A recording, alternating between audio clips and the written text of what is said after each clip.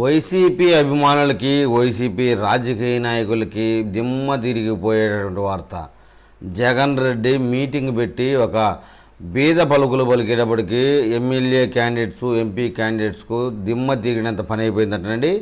మనం ఇప్పుడు ఆ దిమ్మ తిరిగిపోయిన పని ఏందే, అది ఎందుకు జరిగిందనే విషయం ఇప్పుడు మనం విశ్లేషించుకుందాం. పులివెందుల ఎమ్మెల్యే వైసీపీ నేత మనకు తెలిసిన మాజీ ముఖ్యమంత్రి జగన్మోహన్ రెడ్డి గారైతే ఘోర పరాభవం చెందిన తర్వాత 2024లో అనేక మంది కీలక నేతలు జగన్మోహన్ రెడ్డికి అయితే షాక్ ఇచ్చింది సంగతి మనకు తెలిసిందే. తాడేపల్లి ప్యాలెస్ లో తాజాగా జరిగిన ఒక కీలక పరిణామ విషయంలో జగన్మోహన్ రెడ్డి నాయకులకి మండల స్థాయిలో ఇన్ఛార్జీలకి బిగ్ షాక్ ఇచ్చాడు. దిమ్మ తిరిగినంత పని అయిపోయిందట. ఆ షాక్ ఏంది ఆలోచన చేస్తున్నారా? క్లియర్ గా చెప్పాడట జగన్మోహన్ రెడ్డి గారు. ఇన్ఛార్జీలకి ఎమ్మెల్యే టికెట్ ఆశించే వాళ్ళకి, ఎంపీ టికెట్ ఆశించే వాళ్ళకి, ముందు వైసీపీలో భవిష్యత్తు ఉంటుందిలే అనుకునే వాళ్ళకి, నా దగ్గర ఒక్క పైసా కూడా లేదు, నేను పెట్టుకోలేదు నా దగ్గర, నేనేదో ఇస్తే మీరు నియోజకవర్గాల్లో ఖర్చు చేసి గెలవాలనుకుంటున్నారా? మీరు నిజంగా భ్రమల్లో ఉంటే ఇలాంటి వాటి విషయంలో బయటకు వచ్చేయండి. ఒక్క రూపాయి కూడా మీకు తాడేపల్లి ప్యాలెస్ నుంచి రాదు. నేను నా అక్రమ సంపాదన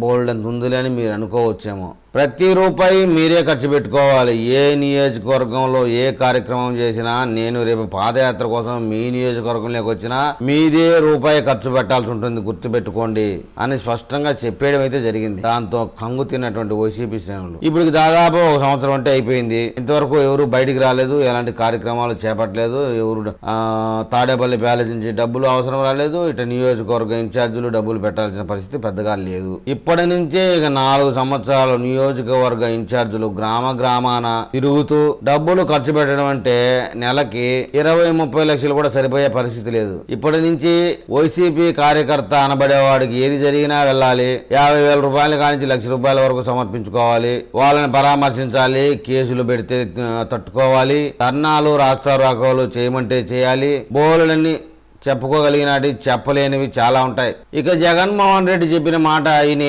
చాలా మంది షాక్ గురై తేలుకోవడానికి చాలా టైం పట్టిందట. కొంతమంది అయితే సరే మీరు చెప్పింది బాగానే ఉంది, మీరు చెప్పినట్టుగానే ఇప్పటి నుంచి నియోజకవర్గం ఊరూరా మేము తిరుగుతాం, మా ఆస్తులు తాకట్టు పెట్టో ఏదో ఒకటి చేస్తాం, వచ్చే ఎన్నికల నాటికి మీరు మాకే టికెట్ ఇస్తారని నమ్మకం ఏముందని తిరిగి ప్రశ్నించిన వాళ్ళు కూడా ఉన్నారట. ఆ టయానికి మీరు ఇంకొకటి ఎవడన్నా వచ్చి 100 కోట్లు ఇస్తే టికెట్ మీరు వాడికి ఇచ్చేస్తారేమో కదా అని కూడా అనుమానం వెలిబుచ్చారట. ఏదో ఒక ఎలక్షన్ 6 నెలల్లో సంవత్సర కాలం ఉందంటే కనుక ఎవరైనా చెవులు ఊపుకుంటూ మేకలాగా జగన్మోహన్ రెడ్డి చెప్పిన దానికి తల ఊపుకుంటూ వెళ్ళేవాళ్ళు. కానీ ఇంకా 4 సంవత్సరాలు ఉండడంతో జగన్మోహన్ రెడ్డి చెప్పిన దానికి ఎవరు ముందుకు రావడం లేదు. ధర్నాలకు పిలుపులు ఇచ్చినా కూడా ఎక్కడ 100 మంది కూడా రావడం లేదు. గడిచిపోయిన 2019 నుంచి 2024 వరకు అయితే రాష్ట్ర వ్యాప్తంగా ఒక 15 మంది నుంచి 20 మంది వరకు 100,000 కోట్లు సంపాదించడం అయితే జరిగింది.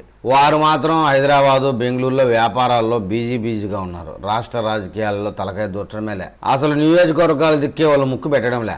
గన్నవరం నియోజకవర్గంలో అయితే ఒక ఇన్ఛార్జిని పెట్టబోతున్నారు. గుడివాడలో కూడా అదే పరిస్థితి. కొడాలి నానిగాడికి రోగం కాబట్టి వేరే వాళ్ళని ఇన్ఛార్జిగా పెట్టబోతా ఉన్నారు. అంటే గుడివాడ అమర్నాథ్ కూడా జంప్ చేయడానికి కాబోతున్నాడు కాబట్టి అక్కడ కూడా ఇన్ఛార్జి కోసం ఎవరైనా వెతుకుతా ఉన్నారు. సత్తెనపల్లిలో అంబటి రాంబాబు అయితే మీడియా ముందు చూస్తూ ఉండడం, మాట్లాడుతూ ఉండడం తప్ప నియోజకవర్గాలకు వెళ్లడం మానేశాడు. నెక్స్ట్ టైం ఆయనకి సత్తెనపల్లిలో ప్లేస్ చేసే అవకాశం ఉన్నట్టు లేదు. ఇక విజయవాడలో ఎన్నికలకు ముందుగా జనసేన పార్టీ నుంచి గబాలను ఒక 20 కోట్లు వేసుకొని జంప్ అయిన ఒక నేతను తీసుకొచ్చి మంగళగిరి ఇన్ఛార్జిగా పెట్టాడు. మంగళగిరిలో పెద్ద బ్రహ్మాండాలకు ఇచ్చినా కూడా మన లోకేష్ ముందు వేస్ట్ అని చెప్పాలి. గతంలో నారా లోకేష్ 90,000 పైచిలకు మెజార్టీతో గెలిచారు.